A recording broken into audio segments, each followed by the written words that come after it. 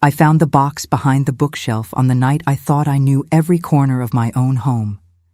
It was Christmas Eve, and the candles on my dining table were burning low, and the smell of roasted turkey was still wrapped around every curtain and cushion in that old brick house on Rosehaven Pike. I had set that table the same way for 31 years. Red candles in the silver holders my mother gave me, the good china that only came out twice a year. The piano in the corner playing soft carols because I had found the old cassette player in the hall closet and decided that year that silence was worse than sentimentality. My name is Virginia Lockwood. I am 77 years old. I have lived in Franklin, Tennessee my whole married life, and I have sat at the head of that Christmas table through widowhood and illness and disagreement and the particular kind of loneliness that comes from being surrounded by people who love you in theory but cannot quite manage it in practice. Now, before I go any further, I want to tell you something important. This story is not a news report. It is not a confirmed case or a court document or something I read in a newspaper. It is a story inspired by situations that more families face than anyone would like to admit. The feelings behind it, the fear, the trust misplaced, the long silence before the truth, those are things many people will recognize even if the names and the details belong only to this telling. I am telling it as a story because sometimes a story helps us understand what a warning sign looks like before life forces us to learn the hard way. Now, back to that table. My daughter Meredith was 34 years old that Christmas. She had driven up from Nashville the morning before and helped me fold the cloth napkins into the little fan shapes her father used to love.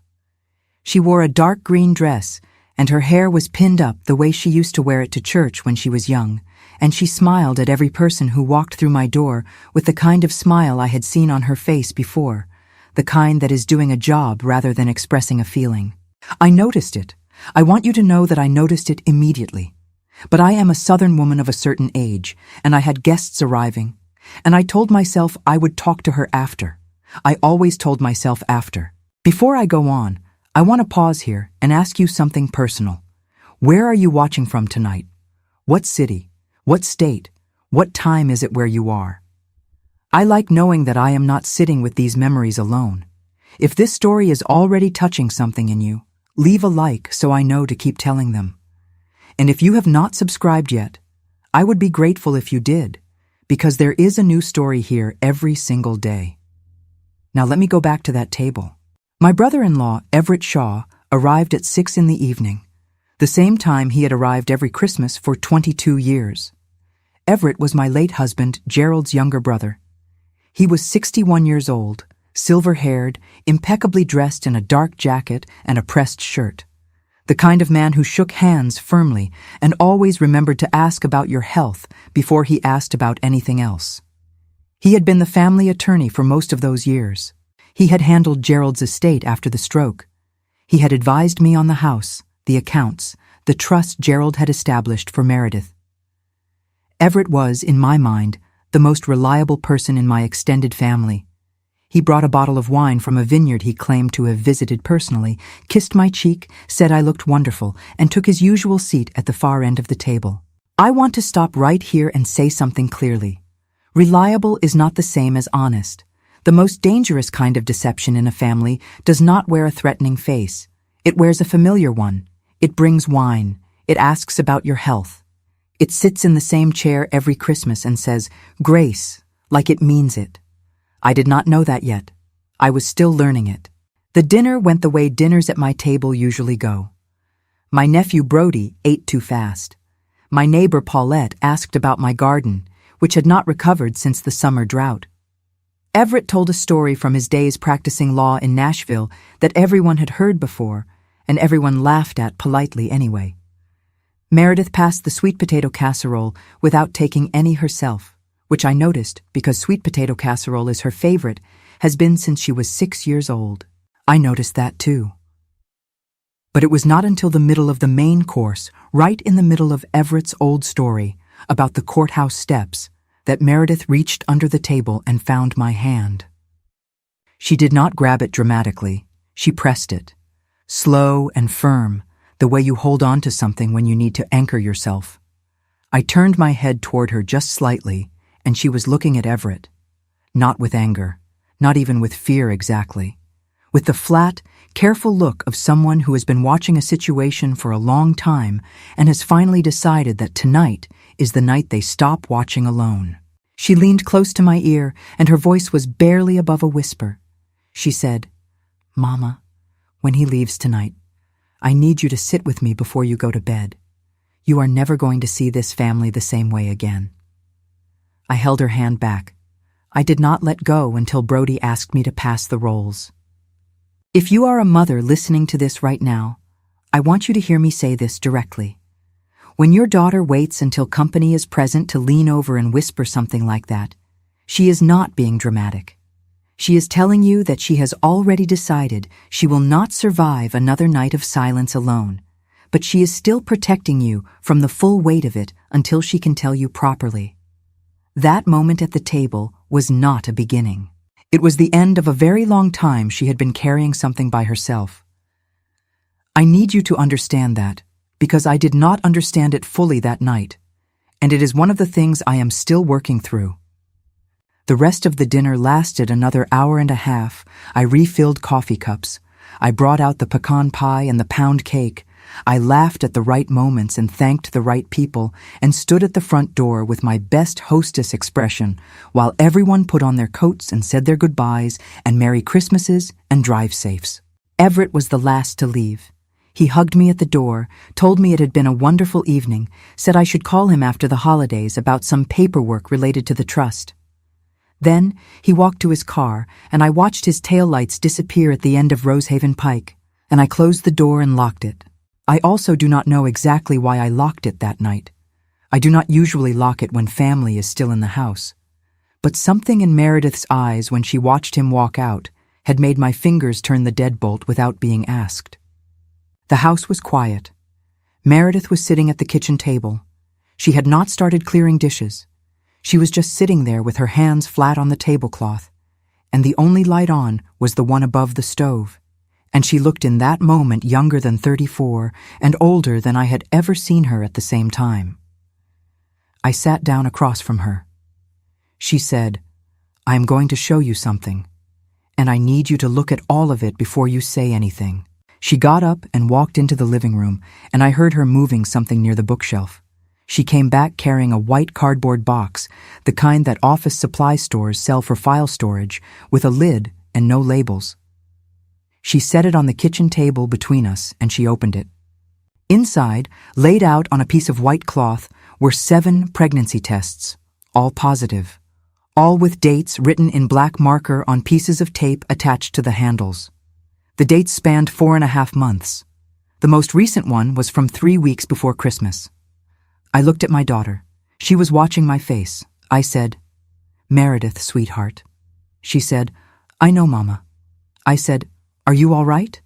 She said, "Physically, yes. Everything else I do not know yet." I want to be honest with you right now, because being honest is the only way this story is worth telling. My first feeling was not suspicion of anyone in that room. My first feeling was relief that she was not sick. My second feeling was confusion. My third feeling was the awareness that she had lined those tests up in chronological order, dated them carefully, and stored them in a box behind my bookshelf, which meant she had brought that box to my house before Christmas dinner, which meant she had been planning this moment for longer than one evening. That is when I understood that whatever was in that box was not just personal news. It was evidence. Now, I grew up in a household where my mother collected buttons in a mason jar and said that every small thing you hold on to either becomes junk or becomes a story. I have thought about that button jar my whole life. I have my own jar, a blue pottery one Gerald bought me at a craft fair in Leiper's Fork the year before he passed. I keep it on the kitchen windowsill. Not because I need buttons, because it reminds me that paying attention to small things is how you eventually understand large ones. Those 7 tests in that white box were small things that were about to open into something very large. Meredith did not tell me everything that night. She told me enough. She told me that she had been to a medical clinic. She told me that there were documents involved, authorizations, records, stored materials, things she had not consented to in the way she had been made to believe she had. She told me that Everett's name appeared on certain paperwork in a way that had no reasonable explanation. Then she stopped talking and looked at me and said, "Mama, I have been terrified to tell you this because I did not know if you would believe me or protect him." I want you to sit with that sentence for a moment, because it is the sentence I will carry with me for the rest of my life. She was afraid to tell her mother the truth, because she did not know which one I would choose. The truth or the comfort of believing in the person I trusted. I have been a mother for 34 years. I have made pecan pie and driven to school concerts and sat up with fevers and cried at graduations and told my daughter 1,000 times that she could come to me with anything. And she sat across from me on Christmas Eve with a box of evidence and told me she was not sure I would choose her. That is the wound I carry from this story, and I think it is important that I tell you about it, because the lesson is not only about what happened to Meredith. The lesson is also about what I had done, in small ways over many years, that made her unsure. I had chosen peace over truth in small moments. I had smoothed over family tension with casserole and changed subjects. I had called Everett a good man so many times that I had turned it into a fact I stopped questioning. I had, without realizing it, built a table that looked beautiful and served as a place where certain truths were not welcome. A family can look whole and still have rooms that nobody enters. I told her that night that I believed her. I told her that I was not going to protect anyone over her. I told her that whatever was in those documents, we were going to look at them together, and then we were going to figure out together what came next. She cried then, not dramatically, just quietly, the way a person cries when the thing they have been holding up finally has someone else helping hold it. I did not sleep much that night. I lay in the dark and listened to the house settle and thought about Everett's taillights disappearing at the end of my street. I thought about all the Christmas dinners he had sat at my table. I thought about all the documents he had carried in his briefcase and all the explanations he had given me about the estate and the trust and what Gerald had intended. I thought about how many times I had nodded and said, "Whatever you think is best, Everett," because I was tired and grieving, and he was confident and present and wore a dark jacket and said grace like he meant it. I thought about my button jar on the windowsill. I thought, you should have been paying attention to different things. Before we go further, I want to ask you something. Have you ever trusted someone so completely that you stopped asking questions? Not because you were foolish, not because you were careless, but because the trust felt earned and the questions felt like an insult? Write the word "listen" in the comments if you have ever been there. And if you are watching this with someone you love, someone who might need to hear that their instincts are worth following, share this with them. Subscribe if you want to be here for what comes next. I promise it is worth staying for.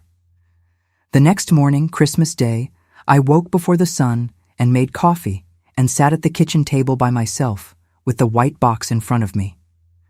Meredith was still asleep in the guest room, the same room she had slept in since high school, with the blue quilt I had made the winter she went to college because I needed something to do with my hands. I opened the box again. This time I looked more carefully. There were the 7 tests. There was a folded envelope containing printed emails, the kind someone prints when they are worried the digital version might disappear. There was a copy of a clinic intake form. There was a handwritten note in Meredith's writing that said only dates, names, authorization numbers, discrepancies underlined. I am not a lawyer. I am not a medical professional. I am a 77-year-old retired schoolteacher from Franklin, Tennessee, who spent 30 years helping children read and write and learn to think carefully before they spoke. But I know what documentation looks like. I know what it means when a person underlines something. I know that you do not fold papers into envelopes and hide them in boxes and carry them to your mother's house on Christmas Eve unless you have been living with those papers for a long time and you have finally run out of reasons to stay quiet. I know what it looks like when a person has been waiting for permission to speak. The clinic forms showed Meredith's name, her personal information, a procedure date, and an authorization section. There was a signature on the authorization that she told me later was not hers, not a forgery of her handwriting exactly, but a digital approval entered through an account access she had not initiated. The emails were between Everett and an office manager at the clinic, and while I am not going to pretend I understood every legal or medical implication in those pages, I understood the tone. I understood the arrangement of what was said and what was left unsaid. I understood that a man I called family had used his professional position and his access to my late husband's estate documents to influence a situation that was not his to influence. Gerald's will contained a specific provision. I had heard it read aloud and then set it aside the way I set aside things that felt too complicated for a grieving widow to manage. The provision stated that certain assets were to remain within the direct bloodline, meaning a biological descendant of Gerald Lockwood. Meredith was that descendant. A child of Meredith would be the continuation. Everett had no biological children of his own. Everett was the alternate executor. Everett controlled the paperwork. I sat at my Christmas table with coffee going cold in my mug, and I understood, slowly and terribly, that the man who had told me for 3 years that everything was in order had been trying to ensure that it remained in order according to his definition of what that meant.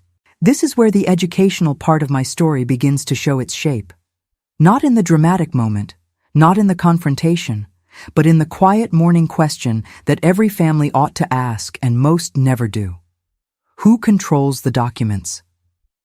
Not in a suspicious way, not as an accusation, but as a practical, necessary, responsible question that adults who love each other should ask out loud. Who holds the paperwork? Who has access to the accounts? Who explains the legal language to the people who do not speak it? Who benefits if certain things happen or do not happen? When one person holds all of those answers and no one else is asking the questions, that is not trust. That is a door left unlocked in a house with valuables inside. I had left that door unlocked for 3 years because Everett made me feel that locking it would be an unkindness. I am 77 years old, and I still feel the embarrassment of that. Meredith woke up around 8 that morning. She came into the kitchen in the blue robe I kept on the back of the guest room door, and she poured herself coffee, and she sat across from me and looked at the open box on the table, and she said, "You stayed up with it." I said, "I needed to understand it." She said, "Do you?" I said, "Enough." She said, "Are you angry?" I said, "Not at you." She put her hands around her mug and looked out the window at the backyard where the rose bushes I had planted the year Gerald died were bare and brown in the December cold. Then she said, "I did not want to ruin Christmas, Mama. I almost did not tell you." I said, "You almost not telling me is what I want to talk about at some point, but not today." She nodded. She understood what I meant. That conversation would come, the one about why she had waited so long, the one where I would have to sit with my own part in creating a silence that large. But that morning was not the time. That morning, we needed to be clear and steady and practical. I said, "Tell me everything from the beginning. Take as long as you need. I am not going anywhere."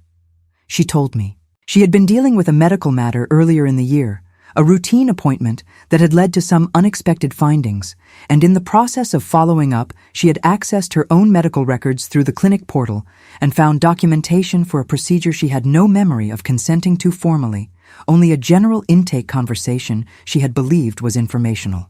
The authorization form on file had her name, but the digital signature trace led to an account IP address that she traced back, with the help of a tech-savvy friend from work, to an office building in downtown Nashville that housed 3 law firms. One of them was Everett's. She had then contacted the clinic to ask about their authorization process and had been told that the form on file was the form on record and that if she had concerns, she should speak with an attorney. The suggestion that she speak with an attorney, when the attorney most connected to her family was the one whose office appeared in the digital trail, had left her alone with a box of documents and no safe person to call. Until Christmas Eve. Until her mother's hand under the table at dinner. I want to stop here and tell you something directly, whether you are a parent or a grown child, or anyone who has ever been given someone's trust to hold. When a person waits until a quiet moment, a locked door, a kitchen after midnight, to finally say the thing they have been carrying, it means they have calculated the risk every day for a long time, and the fear has always outweighed the relief. It means they have sat with something unbearable rather than risk losing the one relationship that still felt safe. It means your love is the last anchor they have, and that is both a beautiful thing and a serious responsibility. Do not make someone have to calculate whether you will choose them. Be the person they do not have to calculate. I know that is easier to say at 77 than it was to live at 40 or 50. I know that families are complicated and loyalties overlap, and the person who causes harm is often also someone you love. I know that being on the right side of the truth can cost you a Christmas dinner, a brother-in-law, a version of your family you had been comfortable inside. But I also know what it feels like to sit at your own kitchen table on Christmas morning and realize that your daughter had been carrying a dangerous secret for months because she was not sure you would choose her over your comfort. That feeling will rearrange your priorities in a way that nothing else quite manages to. Before I tell you what I did next, I want you to do something for me. If you are still sitting with this story, if it is touching something real in you, leave a like. Tell me where you are this morning or this evening, or whatever hour it is when you are hearing my voice. And if you know a mother, or you are a mother, or you have a mother who sometimes chose the piece of the table over the truth underneath it, share this story with her. Not as an accusation, as a reminder. Subscribe if you want to be here tomorrow, because I have more to tell and every piece of it matters. Now let me keep going. That Christmas morning, I made biscuits. Not because everything was fine, because biscuits are what my hands know how to do when my mind is working through something hard. I learned that from my own mother, a woman from Giles County who made biscuits during every family crisis, from broken engagements to funeral mornings, and I used to think it was avoidance, but I understand now that it was maintenance.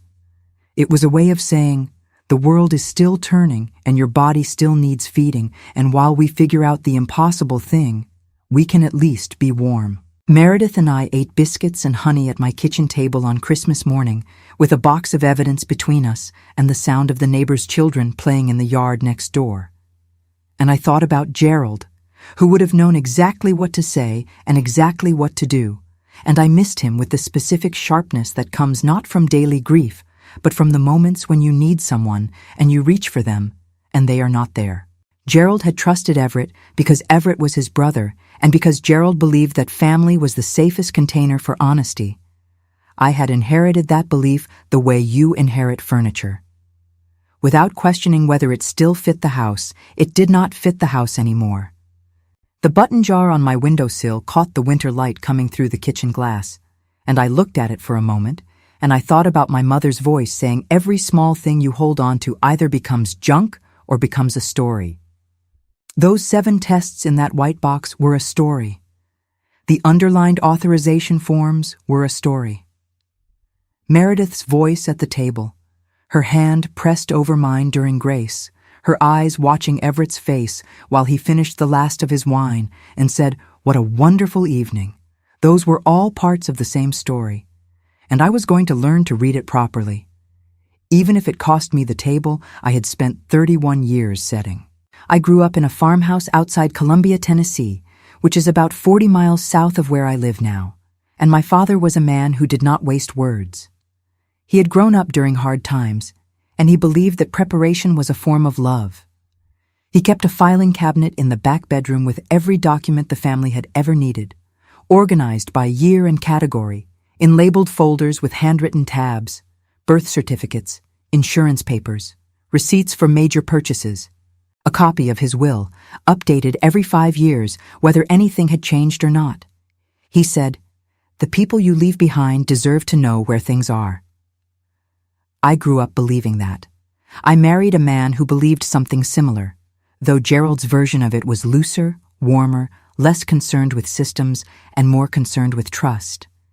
Gerald believed that if you put the right people in charge of the right things, the paperwork would take care of itself.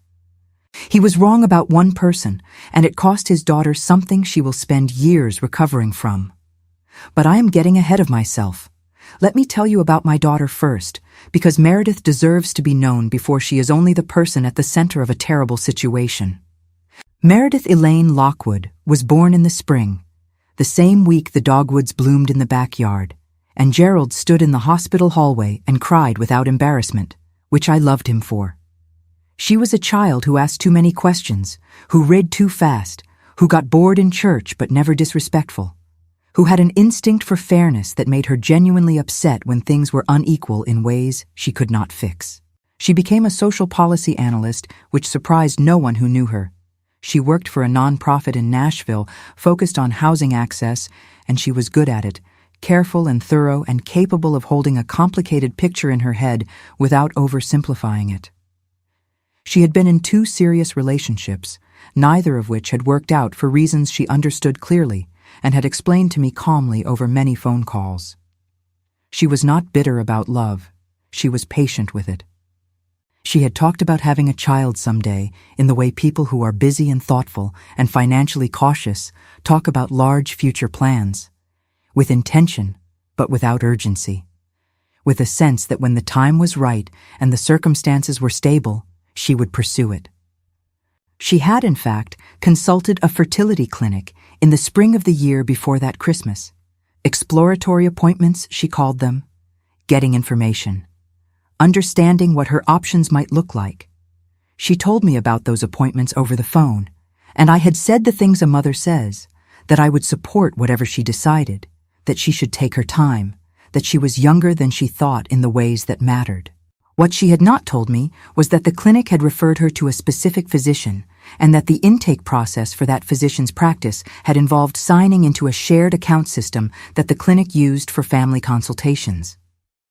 And that account, set up under an administrative umbrella used by several of the estate and trust clients that the clinic served in a financial partnership arrangement, had a secondary access level that allowed authorized parties to view and, in some cases, interact with patient intake files.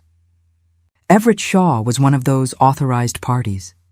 He had been added to that access level 18 months earlier through a legal services partnership agreement that the clinic used to manage patient trust documentation. He had not told Meredith this.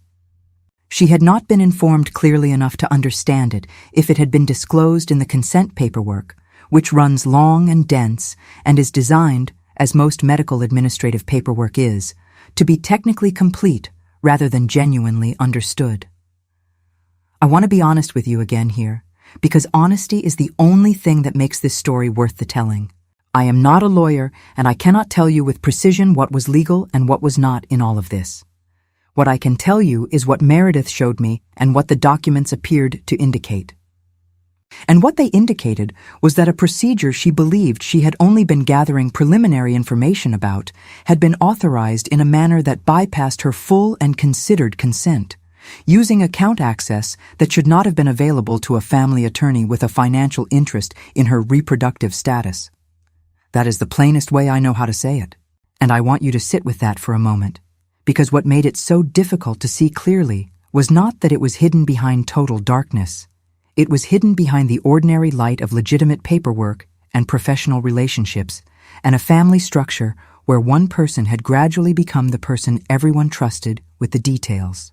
When one person in a family becomes the holder of all the details and everyone else becomes comfortable with not knowing, that is not just a practical risk. It is a love risk. It is a kindness turned sideways, because that arrangement only stays safe as long as the person holding the details has no conflict of interest. And conflicts of interest in families are often the last things to be named.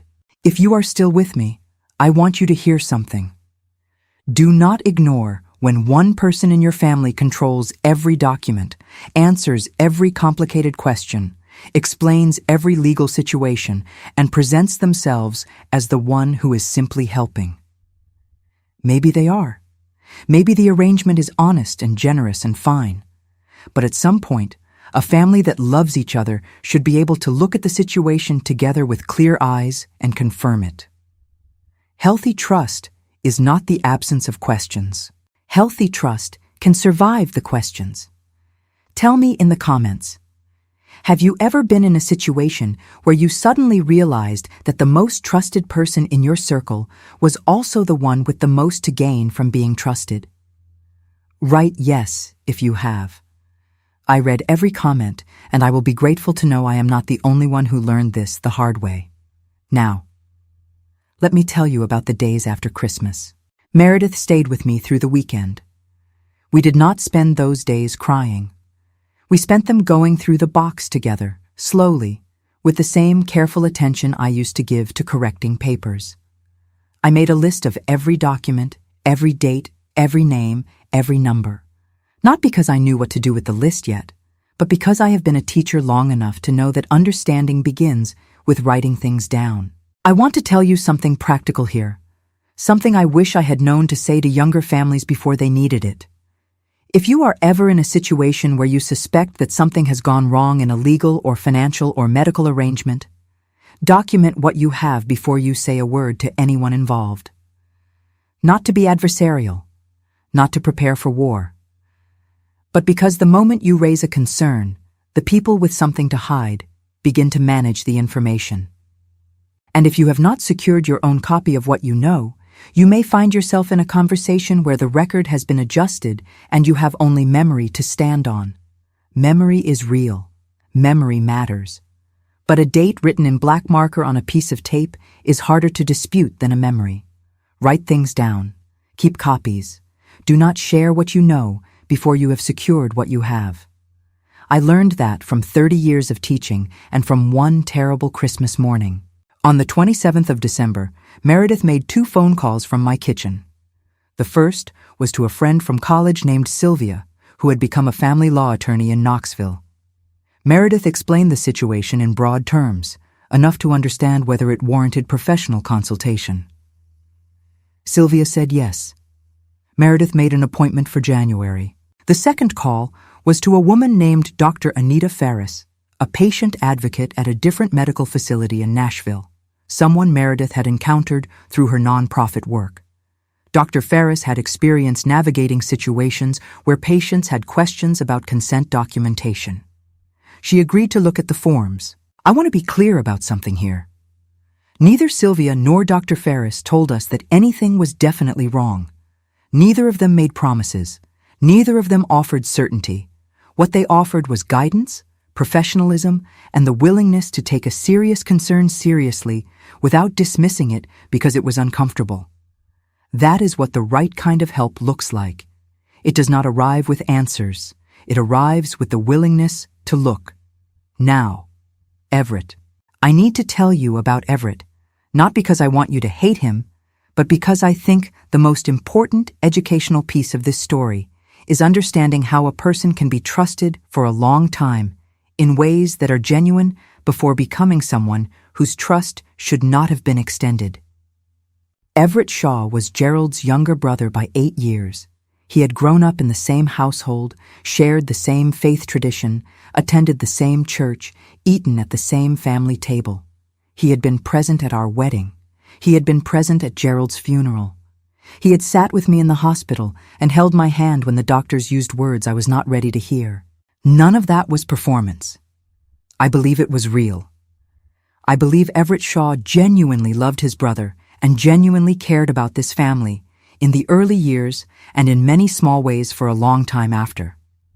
But I also believe that people can love and still covet.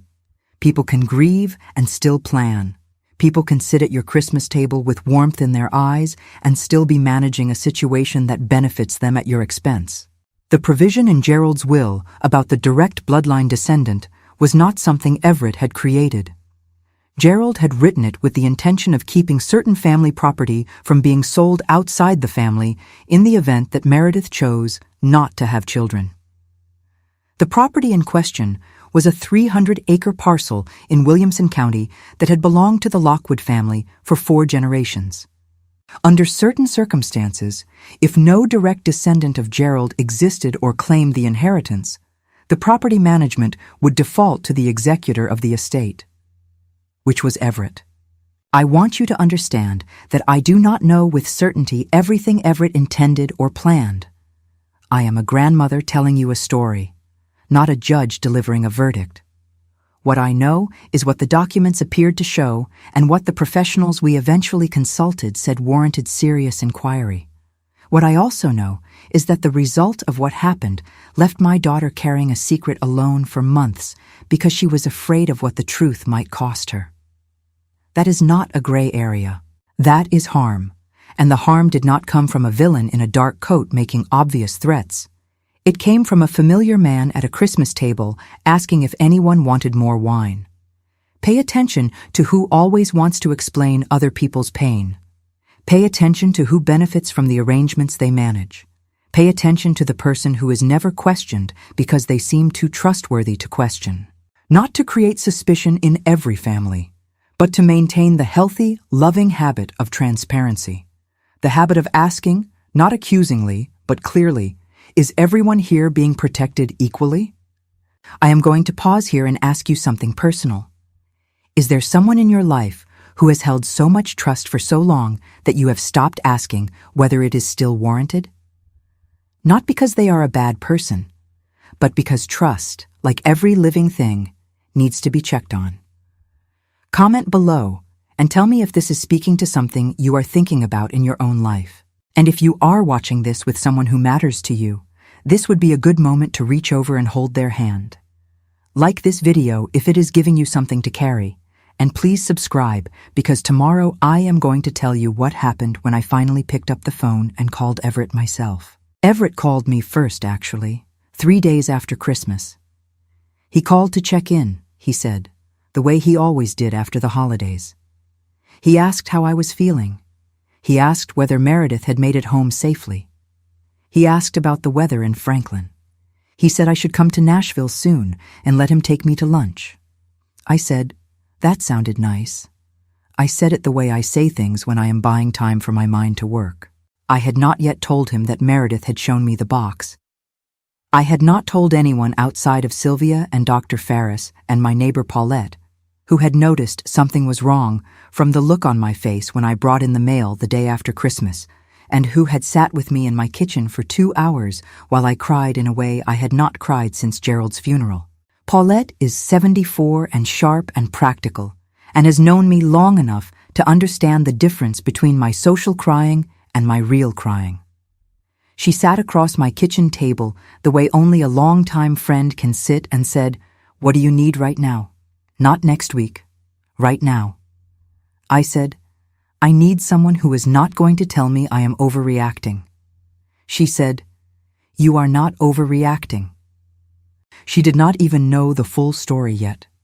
She said it because she knew me and because she had watched me smooth over family concerns for 3 decades, and she knew that if I was not smoothing, whatever was underneath was worth seeing clearly.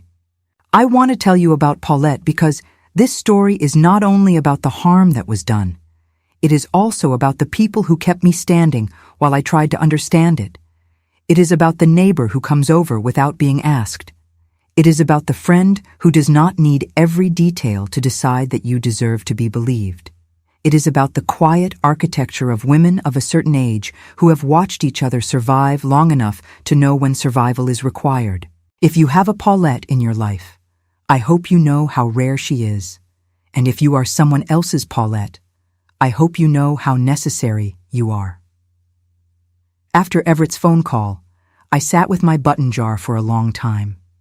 The January light was thin and gray, and the rose bushes in the backyard were still bare. I thought about Gerald's voice reading the will provisions to me in Everett's office, and how I had nodded and said whatever you think is best, and how Everett had smiled and said Gerald had been very thoughtful about all of this.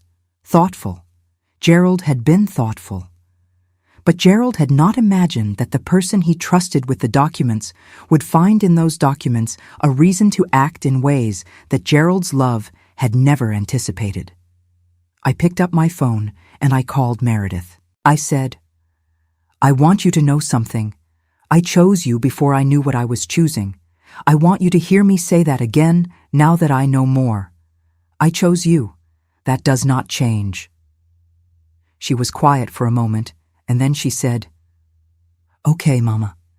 She said okay the way people say it when they have been waiting a long time to hear something and it finally arrives, and they do not quite know yet what to do with the relief. I said, "I am going to need you to tell me everything you have not told me yet. Not today, when you are ready. But I want you to know the door is all the way open." She said, "There is more." I said, "I know. There is always more. That is the thing about the truth inside a family. It does not arrive all at once. It arrives in the order that the person carrying it can manage. First the outline, then the details, then the parts that were too hard to say in the right words until the first parts had already been received without collapse." I was not going to collapse. I was 77 years old, and I had buried a husband and raised a daughter alone and survived a dozen Christmases that were harder than they looked from outside. And whatever was coming, I was going to stand in it with my eyes open. I went to my filing cabinet that afternoon, and I pulled out every document related to Gerald's estate, every letter from Everett's office, every summary of trust provisions, every update about the Williamson County property. I laid them on the dining room table, the same table where we had eaten Christmas dinner, and I began to read them the way I should have read them 3 years ago. I read slowly. I made notes. I used a yellow highlighter I found in the junk drawer. I was not looking for anything specific.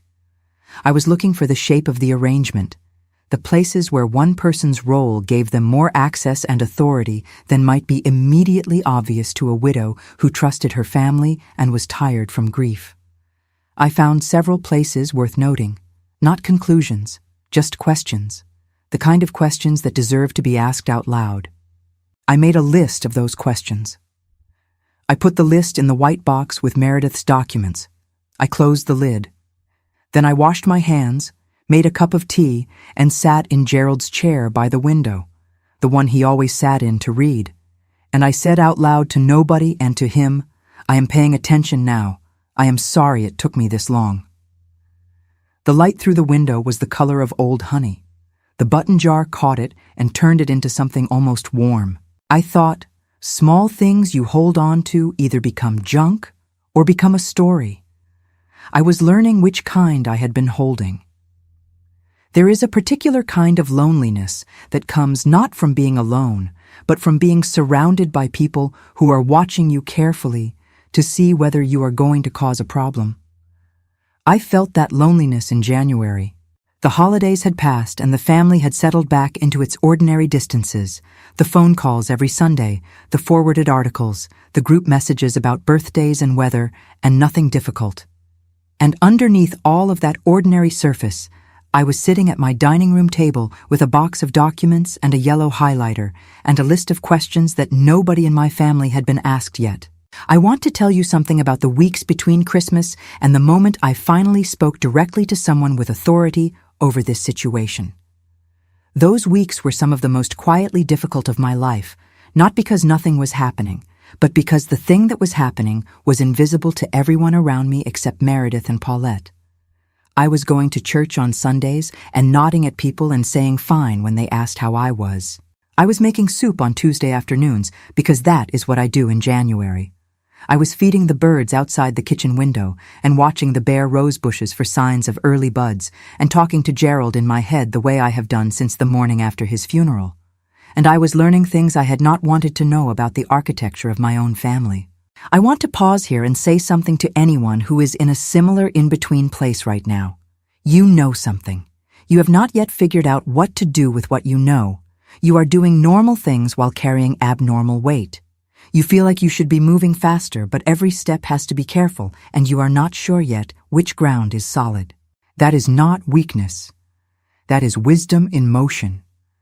That is what it looks like to take a serious situation seriously without acting recklessly. Do not let anyone rush you into a confrontation before you are prepared. And do not let anyone convince you that waiting until you know more is the same as doing nothing. If this is resonating with you tonight, leave a like and tell me where you are watching from. Tell me what time it is there. I have been telling hard stories for a while now, and I know that the people who stay through the quiet middle parts are the ones who most need what comes at the end. Subscribe if you are not already here, because I am going to need you for the rest of this. Now let me keep going. I had my appointment with Sylvia, Meredith's attorney friend from Knoxville, in the second week of January. Meredith drove down from Nashville, and we went together.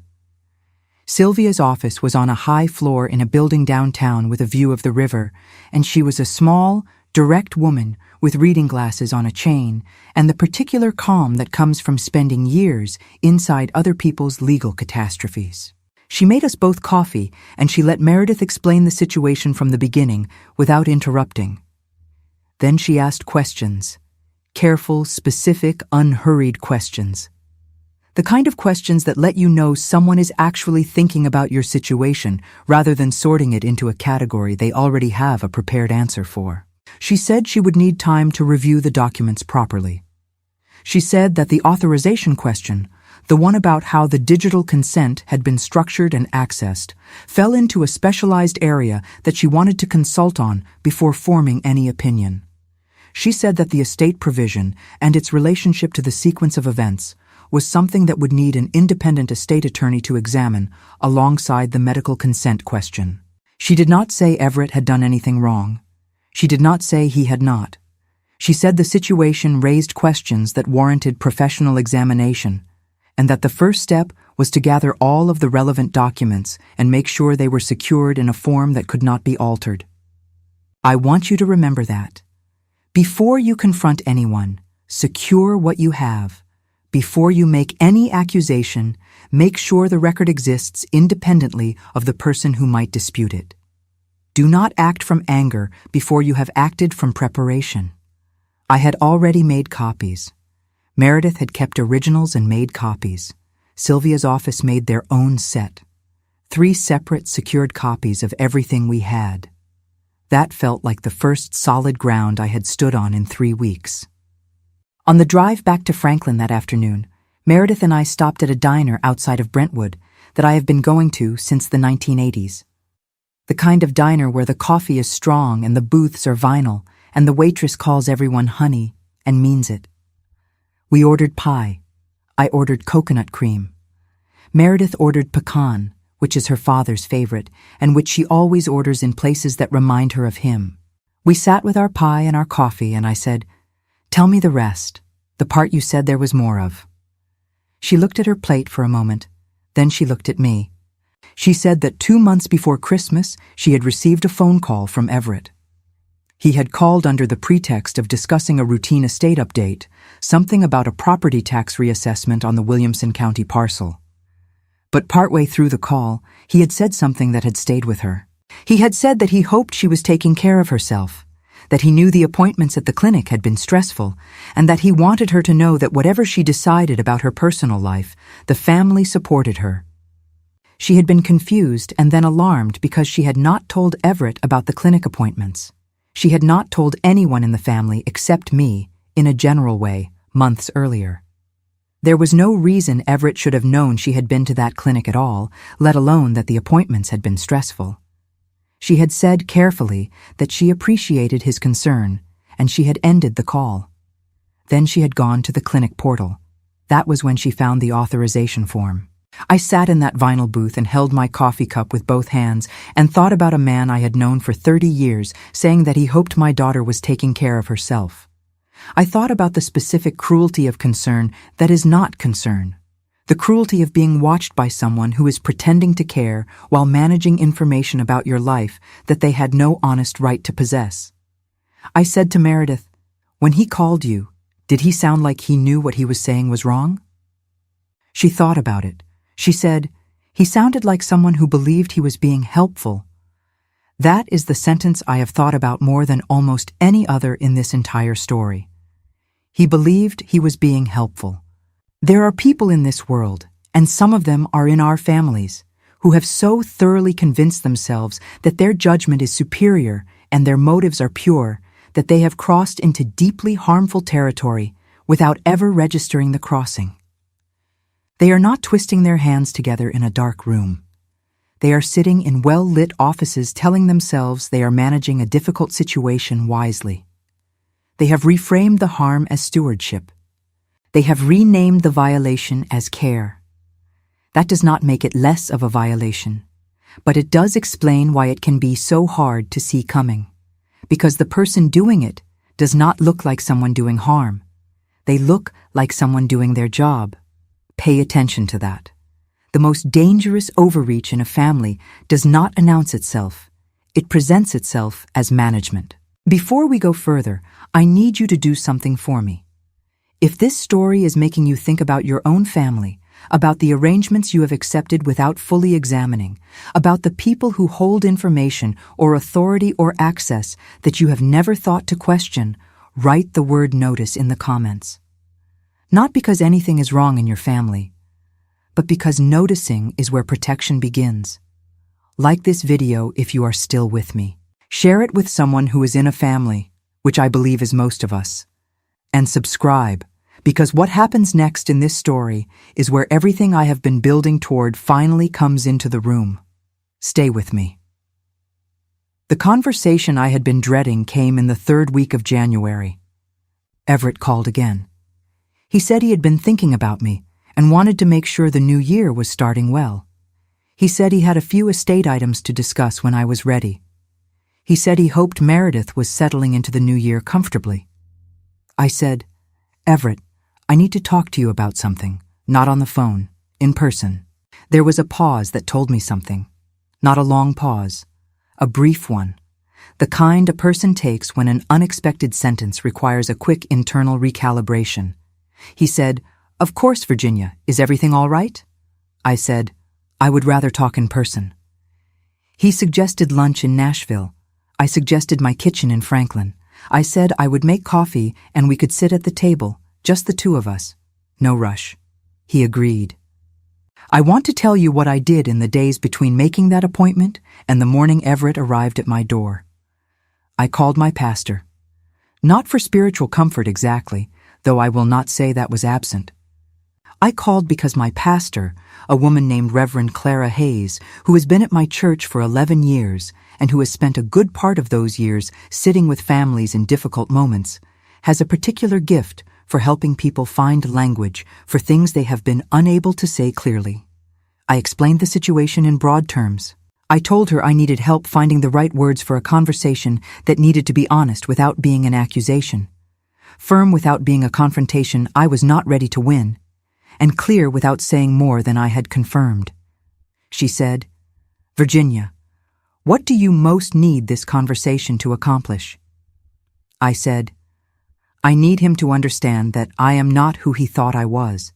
I am not the grieving widow who does not read the documents." She said, "Then that is your opening sentence." I also called my nephew Brody, Gerald's sister's son, who is 42 and works in insurance, and has always been good with numbers and systems and the kind of structural logic that I find myself grateful for in complicated moments. I explained a portion of what was happening, carefully and without naming the full scope of it, and asked him if he would be available by phone the morning of my conversation with Everett. Just available, in case I needed someone to call immediately after. He said he would be at his desk all morning, and I should call whenever I needed. That is what a safety net looks like when you are about to walk out on a wire. And I also did one more thing. I took the white box with the documents, and I carried it upstairs and put it in the closet in the room that used to be Meredith's, behind the blue quilt, where it was accessible to me and invisible to a casual visitor. I did not want it on the table when Everett arrived. I did not want to lead with evidence before I had led with honesty. I wanted to talk first. I wanted to look him in the eye and see what he did with the truth before I showed him what I knew. The morning he came, I made a full pot of coffee. Good coffee, the kind I only make for company. I set 2 mugs on the table and a small plate of the shortbread cookies I keep in the blue tin my mother gave me. I wore a plain gray sweater and my good reading glasses, and I did not put on earrings, which some of you may understand as a signal. When I do not put on earrings, I am not performing hospitality. I am working. Everett arrived at 10 in the morning. He was dressed in his usual manner, pressed and appropriate, and he kissed my cheek and said the house smelled wonderful and sat down in his usual chair at my table. I poured coffee. I sat across from him. I said, "Thank you for coming." He said, "Of course. Virginia, you have me a little worried. Is something going on with your health?" I said, "No, my health is fine." I said it pleasantly, without edge. Then I said, "Everett, I want to have a direct conversation with you about the estate documents and about some things that have come to my attention regarding Meredith." He was still, the kind of still that a person is when they are deciding which version of themselves to present. He said, "What kind of things?" I said, "The kind that I have had reviewed by a legal professional and that I believe deserve a clear and honest conversation between the two of us before anything else happens." He said, "Virginia, I am not sure what you think you have found, but I want you to know that everything I have done for this family has been in the best interests of Gerald's wishes." I said, "I know you believe that." I said it the same way Meredith had said it about his phone call, not as agreement, as observation, as the beginning of the actual conversation rather than the end of it. What happened in the next hour is something I will tell you about carefully because I want to be accurate and I want to be fair. Everett did what people do when they are faced with a careful, documented concern from someone they expected to remain uninformed. He managed, he contextualized, he used language that sounded reasonable and procedural and slightly above the level of vocabulary that a person who was not paying close attention might follow. He said that the clinic arrangement was a standard partnership for estate clients. He said that the access level was administrative, not active. He said that the authorization process was handled by the clinic's own staff and that his office had not directed any specific procedure. He said that he had been trying to protect Meredith from a complicated situation involving the estate provision. He said that Gerald's intentions had always been to ensure the property remained in the family. I listened to all of it. I let him finish. And then I said, "Everett, my daughter did not know that you had access to her medical records. My daughter did not consent in any meaningful way to the use of that access in relation to a procedure. My daughter carried this alone for months because she was afraid of what it would cost her to tell the truth." He said, "Virginia, I understand this must be upsetting." I said, "It is not about my being upset. It is about my daughter's dignity and her right to make her own decisions about her own body and her own future, and the fact that those rights were compromised by an arrangement that you controlled and that she did not fully understand." He tried to speak. I held up one hand. I said, "I am not finished. I want to stop right here and tell you something, because this is the moment in the story where a lot of people expect me to have said something devastating and brilliant that silenced him completely. That is not what happened. What happened was quieter than that and more important. What happened was that I kept speaking. I said my whole sentence. I did not raise my voice. I did not apologize for my concern. I did not soften it because I saw discomfort on his face. I said what I had prepared to say, and I said all of it, and I held his gaze the entire time. That is what it sounds like when a woman who has spent decades choosing peace over truth finally chooses differently. It does not sound like a speech. It sounds like a sentence finished. He left my house that morning without the coffee getting cold and without finishing the shortbread. He said that he wanted to speak with his own attorney before we continued this conversation. I said that was his right, and that I expected to hear from him within the week. He said, "Virginia, I hope you understand that nothing I have done was meant to harm Meredith." I said, "Intent and impact are two different things, Everett. I know you understand that. You are an attorney." The door closed behind him. I sat alone at my kitchen table for a long time. I was not triumphant. I was not relieved yet. I was simply still, the way the air is still after something large has finally been said. I looked at the button jar on the windowsill. I thought, you are not junk. You are a story. I picked up the phone and called Brody. He answered on the first ring and said, "How did it go?" I said, "It went. Call Meredith and tell her I need her to call Sylvia." He said, "Done. "Are you okay?" I said, "I will be. I am still in the middle." Being in the middle is the hardest part of any honest story. It is where the comfort is gone, but the resolution has not arrived. It is where you have spoken the truth and the world has not immediately rearranged itself in response. The person you confronted has gone home to call their attorney. The professional process is somewhere in motion. The family does not yet know. The table is still set with 2 coffee mugs and an untouched plate of shortbread, and the light through the window is the same gray January light it was before you said the hard thing. And you are still sitting there. I am telling you this because I want you to know that the moment of truth in a real story is not a firework. It is a sentence finished in a quiet kitchen with your good coffee getting cold, while the person who needed to hear it drives back down Rosehaven Pike. The fireworks are not the point. The sentence is the point. Before I tell you what happened with Sylvia and the formal process that followed, I want to stop here and ask you something that has nothing to do with documents or attorneys. It has to do with you. Is there a sentence you have not finished? Is there something true you have been keeping under the table while everyone passes the rolls and says grace and laughs at old stories? Is there a box behind a bookshelf in your own home that someone you love has been waiting to open with you? I am not telling you to burn the table down tonight. I am not telling you to make accusations before you have documentation and support. I am telling you that a truth kept too long in silence does not stay still. It moves through a family in other ways. Through distance, through disconnection. Through the careful way a daughter grips her mother's hand under the dinner table while her eyes stay dry above it. If someone out there needed to hear that tonight, I hope they heard it. Like this video, leave a comment, tell me where you are and what this is bringing up for you.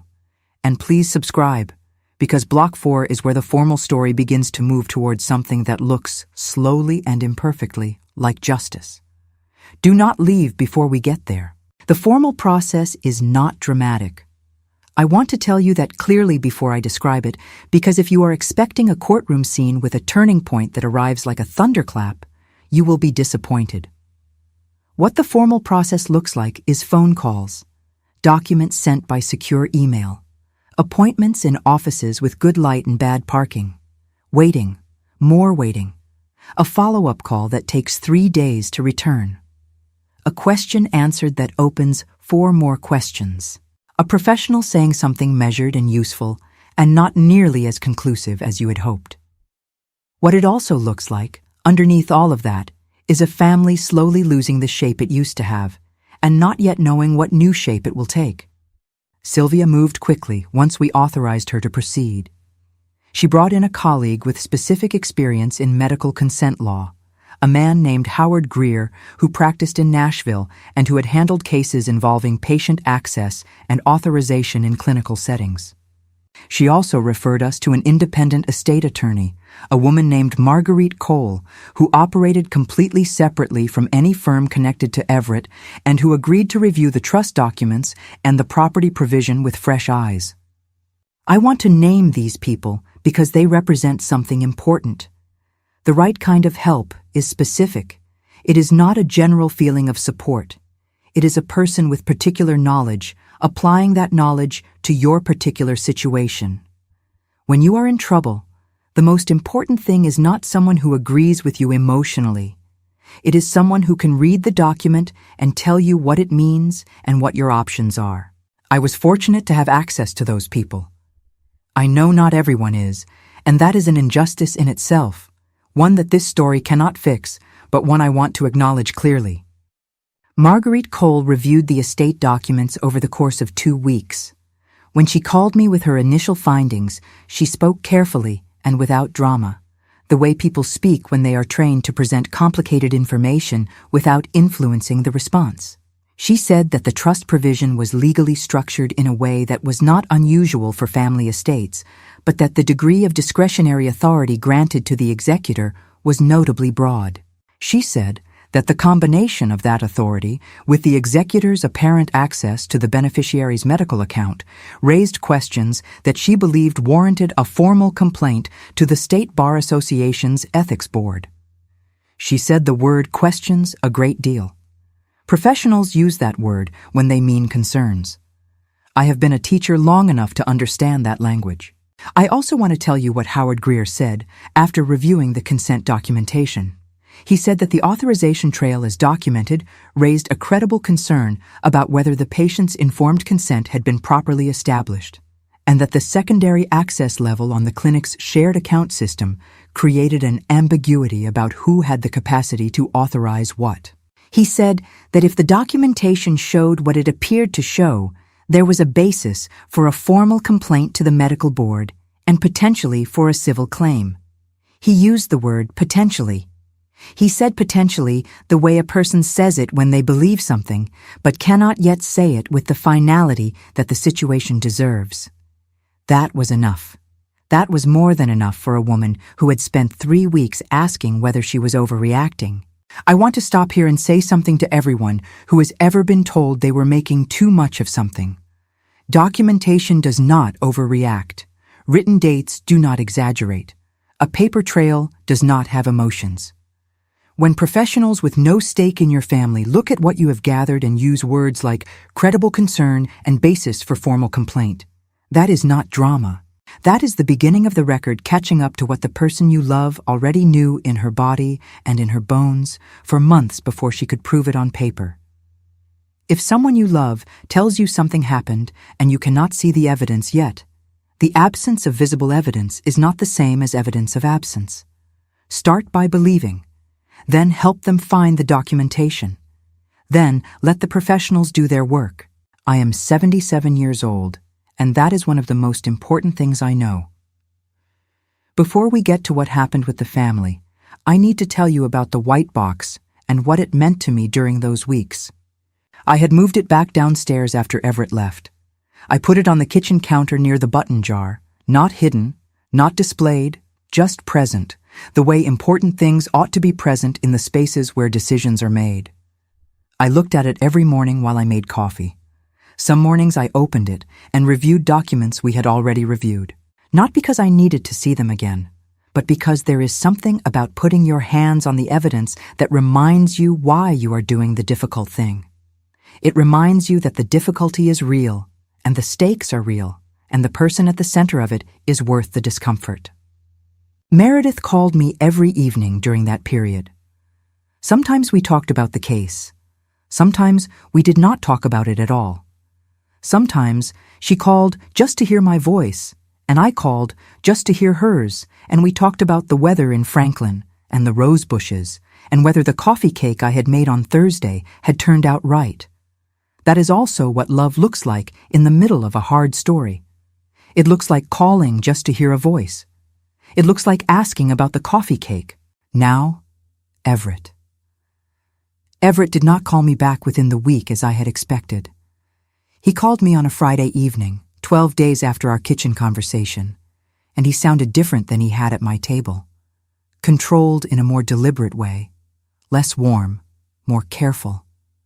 He said that he had spoken with his attorney and that he believed there had been a serious miscommunication about the nature of the clinic's administrative arrangements and that he was prepared to provide documentation clarifying his office's role.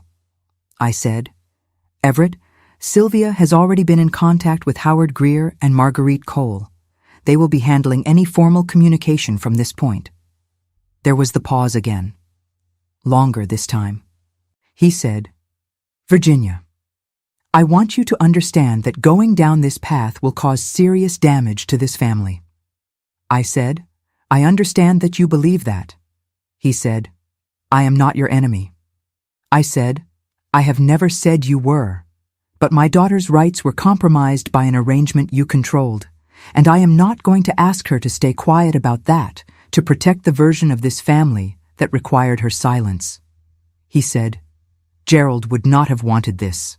I want to tell you about that sentence because it is one of the cruelest tools available to someone who is losing ground in a family dispute. Using the voice of the dead to shut down the concerns of the living, claiming to know what a person who cannot speak for themselves would have wanted, in a moment designed to silence someone asking for accountability.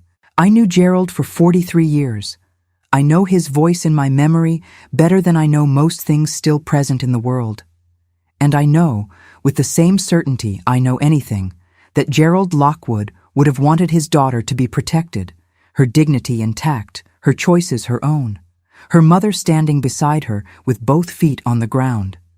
I said, Gerald would have wanted Meredith to be safe. That is what I am trying to ensure. I ended the call. I sat with it for about 5 minutes, the way you sit with the sound of a door closing after something permanent has happened.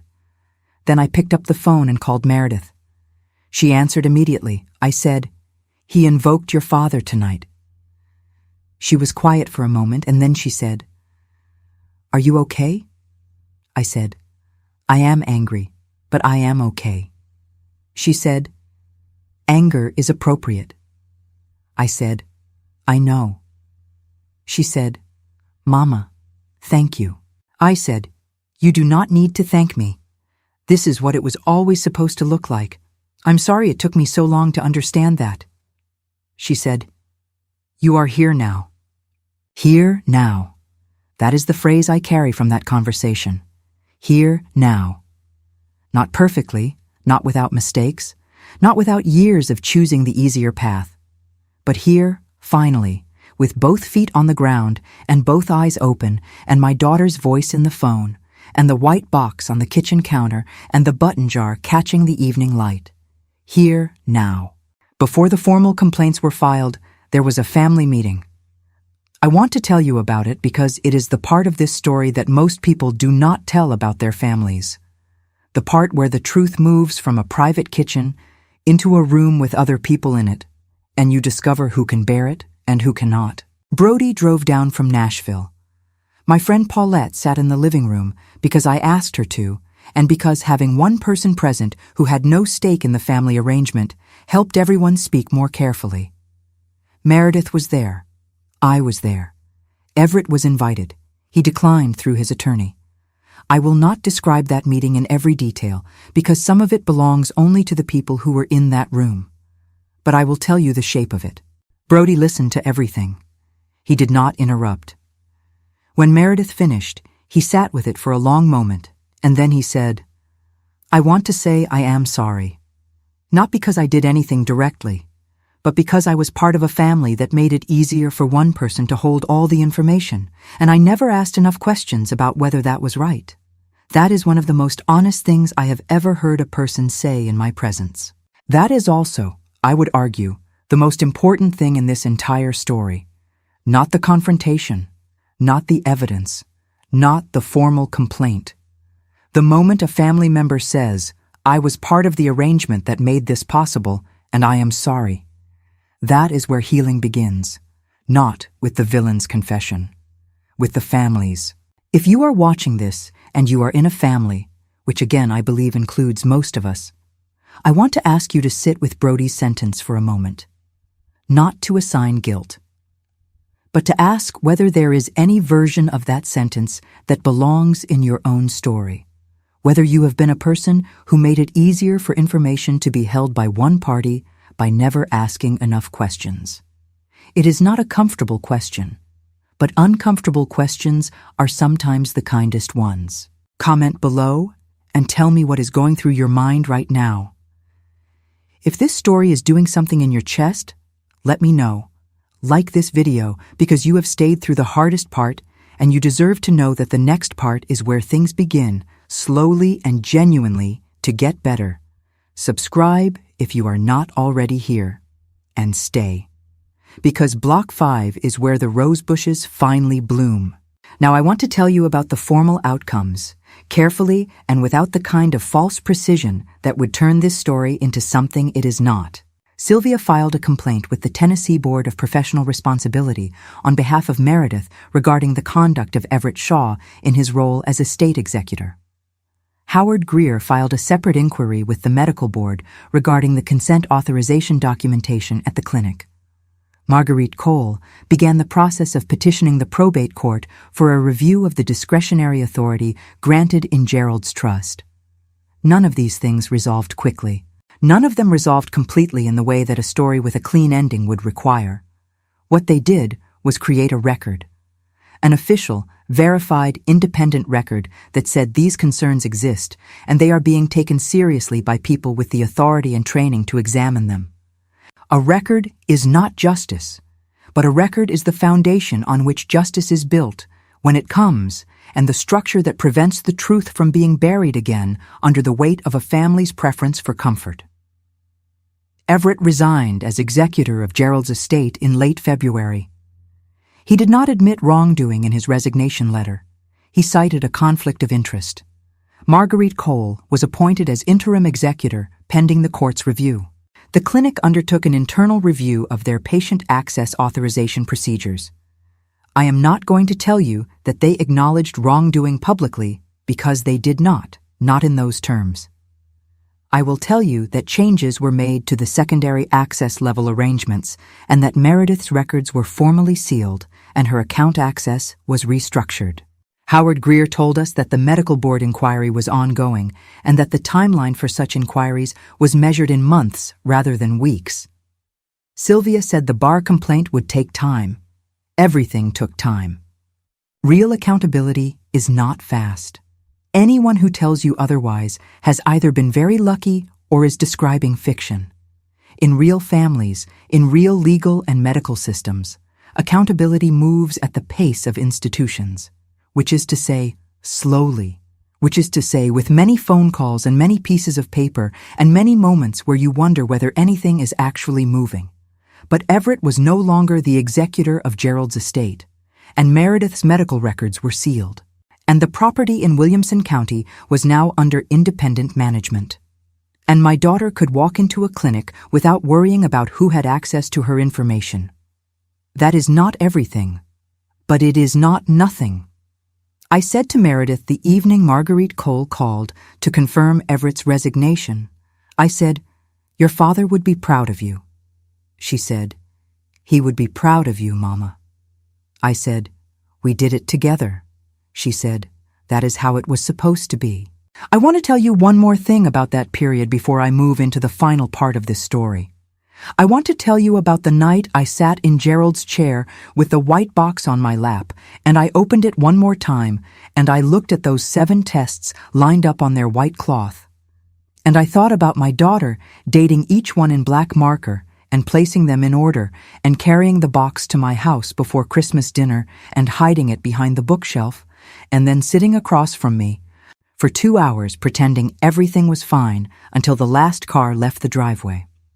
I thought about the courage of that, the specific, private, exhausting courage of a person who has decided that tonight is the night but has to wait through the turkey and the pecan pie and the old story about the courthouse steps before the moment is right. I thought about her hand under the table, pressing mine, slow and firm.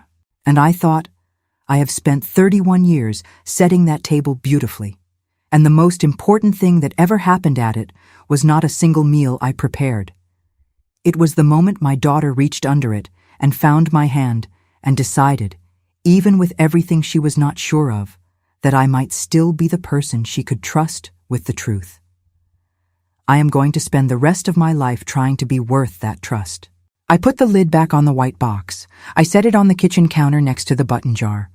I looked at them both for a moment, the jar of ordinary things held on to and the box of necessary things preserved, and I thought, small things you hold on to either become junk or become a story. Both of those were stories now. Both of them were worth keeping. 6 months is not a long time in the life of a family, but it is long enough for a rose bush to start showing green again. I noticed the first buds in late April, pushing through the bare brown canes I had been watching all winter from the kitchen window. Small and cautious, the way new things are when they have survived a hard season. I stood at the sink with my coffee cup and looked at them for a long time that morning, and I did not cry exactly, but something in me released a little, the way a fist unclenches after it has been closed long enough that the opening is almost a surprise. 6 months had passed since Christmas Eve. 6 months since the white box had come out from behind the bookshelf. 6 months since my daughter had pressed my hand under the table and whispered that the family would never look the same.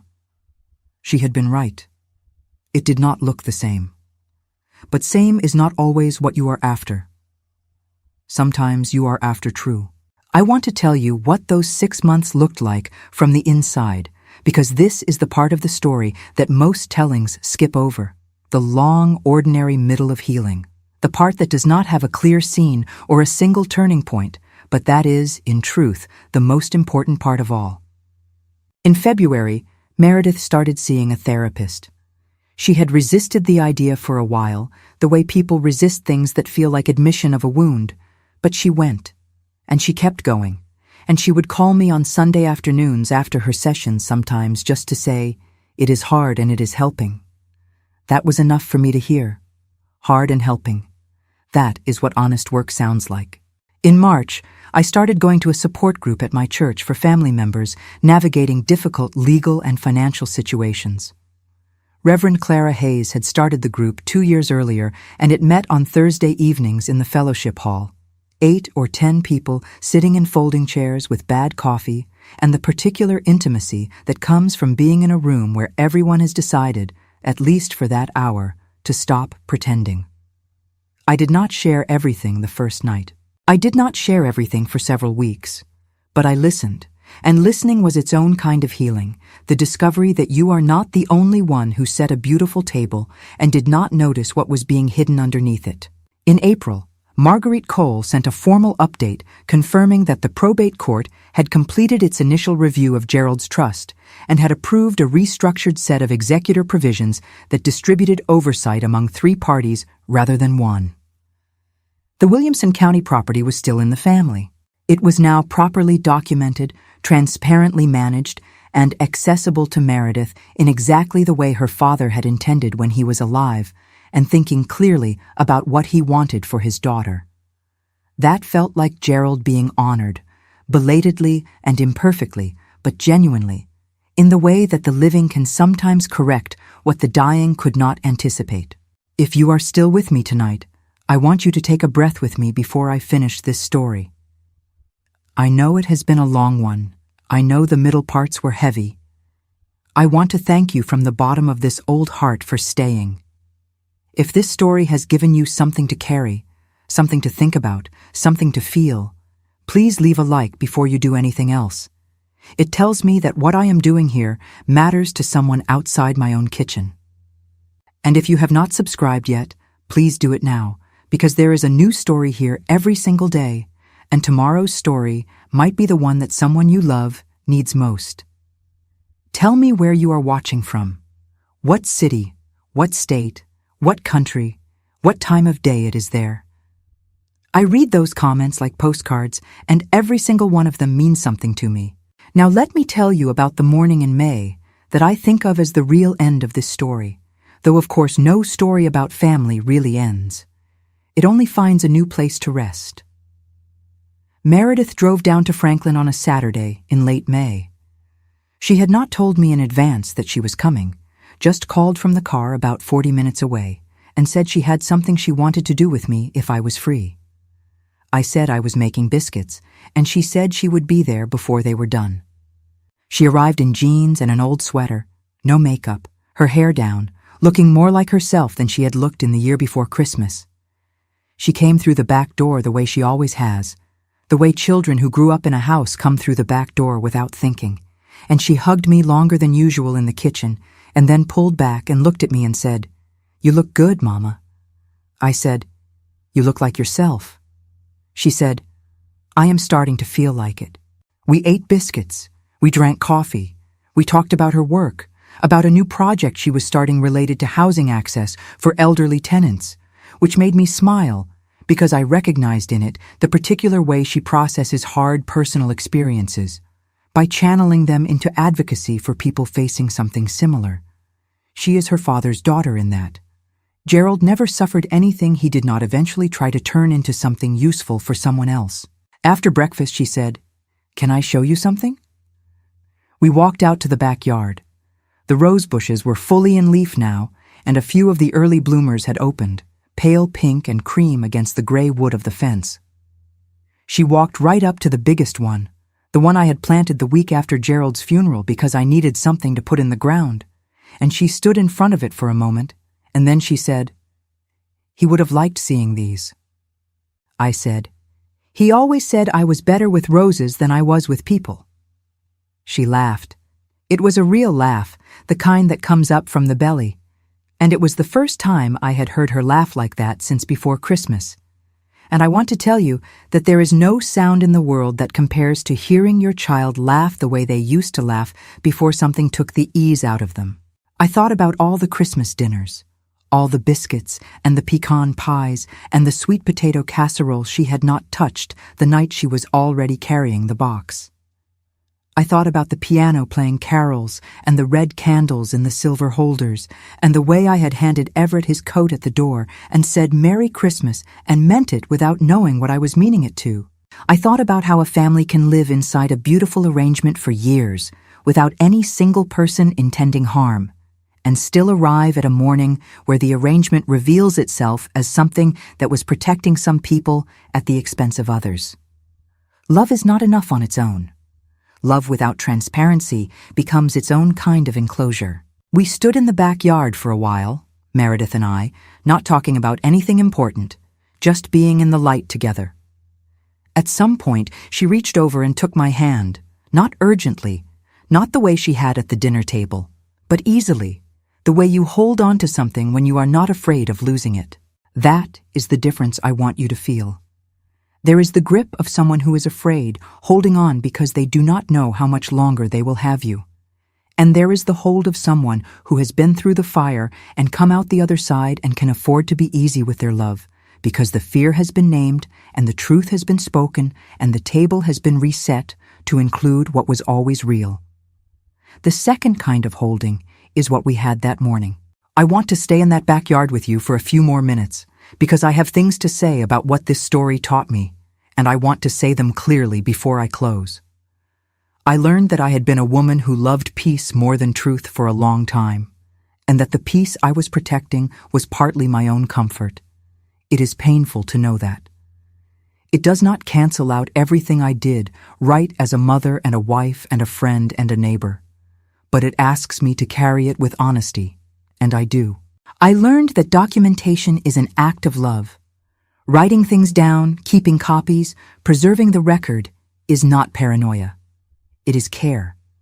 It is the practical expression of taking someone seriously. It is how you say, "What happened to you is real, and I am going to make sure it stays real on paper where it cannot be revised away." I learned that asking for help is not weakness and it is not betrayal. Calling Sylvia, calling Reverend Clara, calling Brody, calling Dr. Farris, those calls did not betray my family. They protected it, the part worth protecting. I learned that the most dangerous kind of harm in a family does not arrive in an obvious form. It arrives in a familiar one. It wears a pressed shirt, it says grace, it asks if you want more wine. It has been present at enough family tables that you have stopped examining its presence. And the only protection against that kind of harm is the habit of asking, gently but clearly and regularly, whether everyone at the table is actually safe. I learned that a child can love their parent and still be afraid of them. Not afraid of violence, afraid of disappointment, afraid of not being chosen, afraid of the look on someone's face when the comfortable story is disturbed. That fear is real, and it is earned, and it is our responsibility as parents to notice it and address it and not make our children calculate whether we will choose them. I learned, and this is the one I am still working on, that protecting someone means sometimes letting the beautiful arrangement break. The table can be reset, the family can find a new shape, but only if you are willing to let the old shape go when it is no longer serving everyone equally. Before I tell you about the last thing that happened that day in the backyard, I need to stop and speak directly to the people I believe might be listening. If you are a grandmother or a grandfather, trust your instincts. You have lived long enough to recognize patterns that younger people are still too close to see clearly. Your age is not a reason your concern should be dismissed. Write things down. Document what you observe. Ask gentle questions. Seek appropriate help. Do not accept the framing that your worry is confusion or overreach. Concern is not the same as accusation. Paying attention is not the same as interfering. And if someone dismisses you because of your age, that dismissal is not wisdom. It is convenience dressed up as kindness. If you are an adult child, please hear this. When an older person in your family raises a concern, the first response should not be defensiveness. The first response should be curiosity. What are they seeing? What are they afraid of? What pattern have they noticed that you are too close to see? A family can look fine to the people inside it and still be organized in ways that protect some members at the expense of others. Listen before you defend. Ask before you dismiss. And if you have been the person who held all the documents, all the explanations, all the access, ask yourself honestly whether the arrangement you have built serves everyone equally. If you are someone who is afraid to speak, someone who has been carrying something in a box behind the bookshelf of your own life, waiting for the right moment, waiting for someone to be sure enough of before you reach across and take their hand, I want to say this to you as directly as I know how. Start with one person, just one. The one who has given you the most reason to believe they will choose you over their comfort. You do not have to show them everything at once. You just have to let them know there is a box. A person who loves you rightly will say, "Show me when you are ready," and will mean it, and will be there when you are. And if you are someone else's reason to be believed, if you are the mother or the friend or the neighbor or the colleague that someone in your life might be calculating whether to trust, I hope this story makes you want to be the person they do not have to calculate. The person whose hands they know will hold what they are handed without dropping it or turning away. That is not a small thing to be. It is the most important thing. If this story has done something in you tonight, if it has opened a question or reminded you of a truth or given you the courage to hold a hand you have been afraid to reach for, please tell me in the comments. Tell me where you are watching from. Tell me what time it is there. Tell me if you are a mother, a daughter, a grandmother, a friend, someone who has been carrying something. Someone who realized tonight they needed to ask better questions.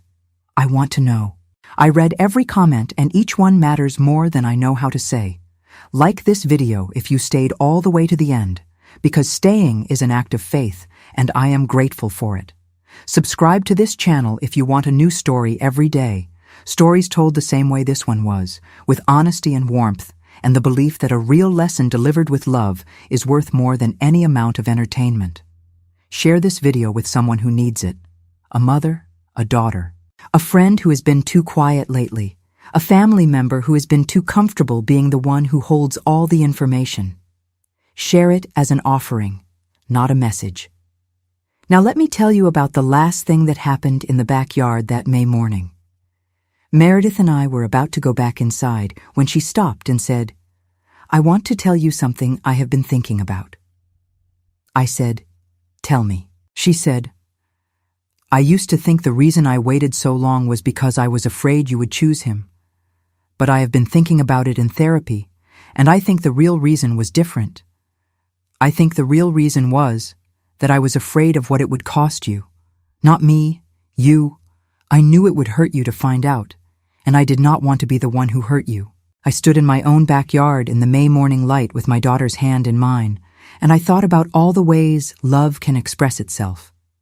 The way it makes biscuits during hard moments, the way it sets a beautiful table, the way it carries a box to Christmas dinner and waits through 2 hours of turkey and old stories before opening it. The way it keeps a secret to protect a person it loves from pain, even when the keeping of the secret is itself a pain too heavy to be carried alone. I said, "Meredith, you protecting me is not your job. My protecting you is mine. I am sorry I built a family where that got confused." She was quiet for a moment. Then she said, "I think we both learned something." I said, "I think that is about as good as families get." She laughed again, that real laugh, and I held her hand in mine in the morning light with the roses open behind us and the button jar visible through the kitchen window and the white box on the counter inside, and I thought, this is what it looks like after. Not perfect, not without scars or ongoing legal processes or relationships that would never be what they were, but real, clear. Two women in a backyard who had been through a hard thing together and had come out on the other side of it, still holding on. That is enough, more than enough. That is the whole story. And now I want to speak to you one last time before I let you go, because there is one lesson underneath all the others that I have been working my way toward since the very first paragraph of this story, and I want to say it plainly so that it lands where it needs to land. Safety in a family is not the absence of conflict. Safety is the knowledge that when something is wrong, you can say so, and be believed, and be helped, and not have to calculate whether love will survive the truth. Every family has arrangements. Every family has one person who manages the documents, one person who explains the legal language, one person who holds the access codes and the account numbers and the authorization forms. That is not inherently dangerous. What makes it dangerous is when the arrangement becomes so comfortable, so assumed, so woven into the ordinary fabric of the family that no one ever looks at it directly and asks whether it is still serving everyone the way it was meant to. Ask that question. Ask it gently and without accusation, and with the simple good faith of a family that loves each other enough to want to be sure. Ask it the way you would check on the rose bushes in winter, not expecting disaster, but not assuming health either. Just looking, just making sure the roots still have what they need. Pay attention to the small things. The hand pressed under the table, the laugh that has gone quiet, the sweet potato casserole untouched, the phone call that ends a little too quickly, the smile that is doing a job rather than expressing a feeling, the way someone says everything is fine with a flatness that means the opposite. Small things either become junk or become a story. Pay close enough attention and you will know which is which. Document what you notice, not to weaponize it, to honor it, to say, this happened and it mattered, and I am going to make sure it cannot be erased. Ask for help before you feel ready to ask for help, because readiness in a crisis is a luxury. Ask when you have enough to show someone. Ask from a place of love for the person you are protecting, not from a place of anger at the person who caused the harm. Anger is valid, but action needs to come from love, or it loses its way. And if someone you love has been carrying something in silence, if you have suspected it or half known it, or kept yourself just far enough from the truth to avoid the discomfort of it, today is the day to move closer. Not with accusations, not with drama, just with your presence and your open hands and the willingness to say, I am here, I am not going anywhere, show me when you are ready. Be the person they do not have to calculate. That is the whole lesson. That is what every story I tell comes back to, told 1,000 different ways in 1,000 different kitchens and backyards and dining rooms with red candles and good china. Be the person they do not have to calculate.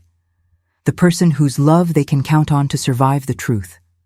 The person who turns toward the hard thing instead of away from it, because they understand that the comfort of the table is worth nothing if the people sitting at it are not fully safe. If you made it to this last word, I want you to know something. You gave this old woman the gift she values most, which is not agreement or praise, but simply being heard. Being heard is the beginning of everything. It is where Meredith's story began, when she took my hand under the table. It is where mine began, when I finally chose to listen to what I had been almost seeing for years. I hope someone out there who needed to hear this story heard it tonight. I hope someone picked up their phone and called the person they have been almost calling.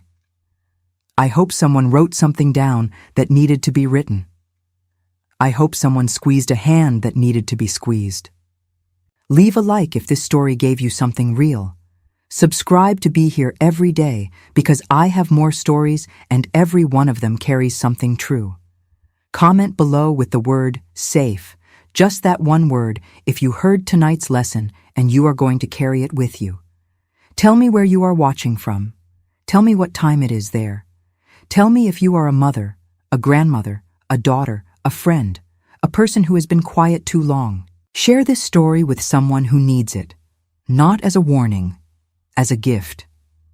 The gift of a grandmother's voice saying, "You are allowed to speak, you are allowed to be believed, you are allowed to bring the box out from behind the bookshelf, and I will be right here at the kitchen table when you do." From my heart to yours, in whatever city you are sitting in tonight, at whatever hour the clock on your wall is showing, take care of the people who trust you. Take care of yourself enough to be worth trusting. And do not wait for another Christmas to ask whether everyone at your table is truly, honestly, safely, completely all right. The roses are blooming on Rosehaven Pike. The button jar is catching the afternoon light. The box is still on the counter because some things deserve to stay visible once they have been brought into the open. And my daughter laughed in the backyard this morning. That is enough. That is everything. The word is safe, is.